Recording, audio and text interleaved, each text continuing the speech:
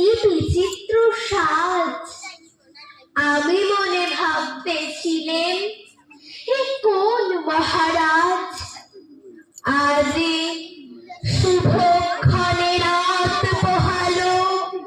ভেবেছিলেন তবে আজ আমারে দ্বারে দ্বারে ফিরতে নাহি হবে, বাহির হতে নাহি হতে কাহার দেখা পেলেন পথে, চলিতে রথ ধনুধান্ত ছড়াবে দুই ধারে।